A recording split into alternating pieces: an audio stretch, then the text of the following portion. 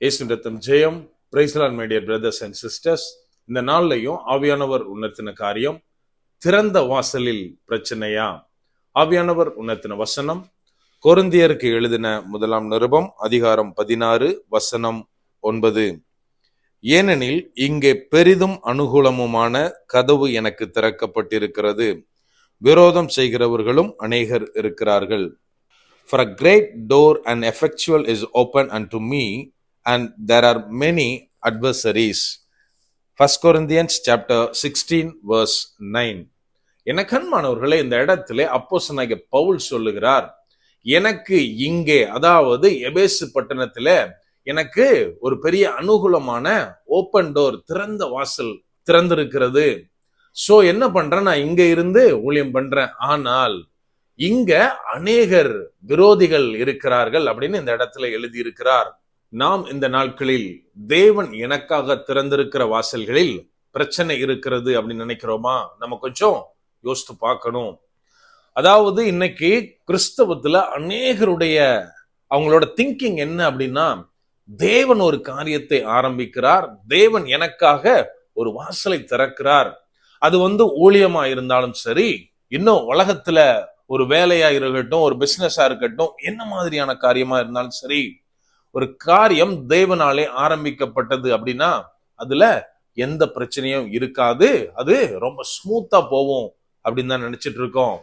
ஆனா என்னோட personal opinion என்ன அப்படின்னா, நம்ம எப்பவுமே ஒரு ஸ்டாட்டிஸ்டிக்ஸ் எடுத்து பார்த்தா ஸ்மூத் ரோட்ல, அதாவது என்ஹெச் மாதிரியான இடத்துலதான் நிறைய ஆக்சிடென்ட்ஸ் நடக்குது, நிறைய உயிர் பலி நடக்குது. ஆனா சிட்டிக்குள்ளேயோ கரடு முரடான இடத்துலயோ அந்த அளவுக்கு ஆக்சிடென்ட்ஸ் நடக்கல. ஏன் அப்படின்னா அதுக்கு ஒரே ஒரு ரீசன் தான். ரோடு எப்பவுமே ஸ்மூத்தா இருந்தா டிரைவர் கண்ணை சிந்து தூங்கிடுவாரு. ஆனா எப்பவுமே நம்ம கவனமா இருக்கணும். எங்க? கரடு முரடான இடத்துல.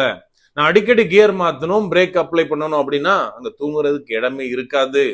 இதே போலத்தான் நம்ம ஊழியத்திலேயா இருக்கட்டும், நம்முடைய வாழ்க்கையிலேயா இருக்கட்டும், பிரச்சனை, பாடு, போராட்டம் இருக்குன்னு புலம்புவோம். ஆனால் ஒருவேளை அந்த காரியங்கள் இல்லை அப்படின்னா, ஒரு கம்ஃபர்ட் ஜோன்ல போயிட்டோம் அப்படின்னா நிறைய பேரு தேவன் இருக்கதையே மறந்து போயிருவோம்.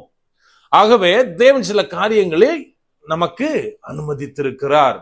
இங்கே அப்போஸ்தலனாகிய பவுல் சொல்லுகிறார், நான் எபேசு பட்டணத்துல இருந்து இந்த லெட்டரை எழுதுறேன், எனக்கு இங்க திறந்த வாசல், நல்ல அனுகூலமான காரியங்கள் இருக்கின்றன.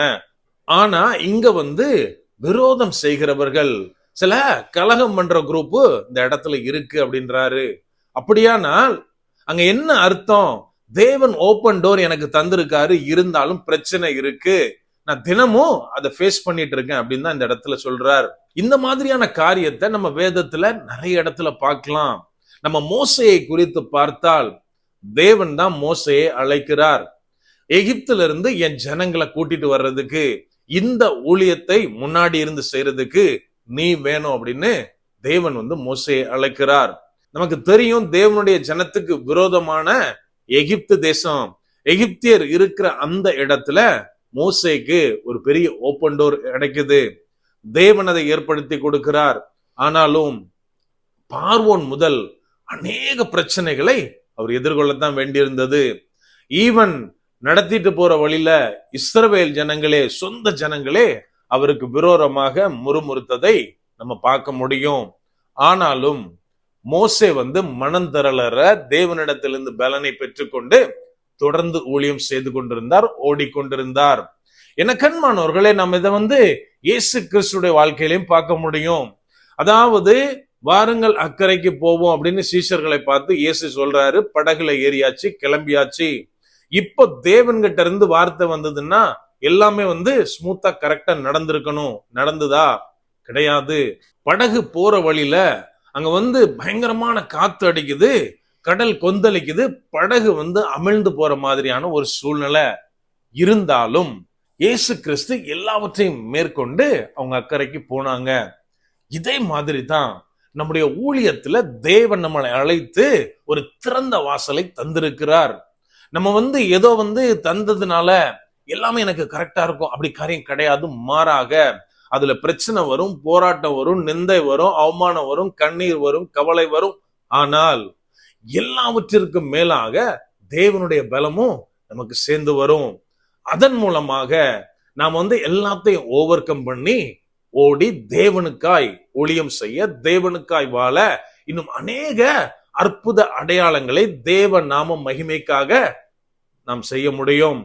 அதுக்கு ஒரே ஒரு காரியம், நாம இருக்கிற பிரச்சனைகளை பார்க்காமல், இங்க அப்போஸ்தலனாகிய பவுல் இங்க எனக்கு பிரச்சனை தர்றவங்க நிறைய பேர் இருக்காங்க, நான் வந்துடுறேன் அப்படின்னு சொல்லல. மாறாக நான் எதற்காக பிடிக்கப்பட்டிருக்கிறேனோ அதை நிறைவேறும் அளவுக்கும் தேவன்கிட்ட தங்கி அவரது பலத்தை பெற்றுக்கொண்டு அந்த காரியத்தை முடித்து வெற்றியோடு திரும்ப வேண்டும். அப்படியே கண்களை மூடுவோமா? அன்பான ஆண்டவரே, இந்த நேரத்திலே அப்பா உம்மை நோக்கி பார்க்கிறோம். ஆவியானவர், நீர் எங்களோட இருக்கிறீர், அதற்காய் நன்றி செலுத்துகிறோம். அப்பா, நீர் எங்களை அழைத்திருக்கிறீர் தகப்பனே. எங்களுக்கு திறந்த வாசலை நீர் தந்திருக்கிறீர். அந்த மேலான கிருபைக்காய் நன்றி தகப்பனே. அப்பா, உம்மிடத்திலிருந்து நாங்கள் பலனை பெற்றுக்கொண்டு ஓட ஆவியானவரே நீர் எங்களுக்கு உதவி செய்யுங்க. அப்பா, அநேக ஸ்ட்ரகிள்ஸ் வரலாம், புயல் வீசலாம் தகப்பனே.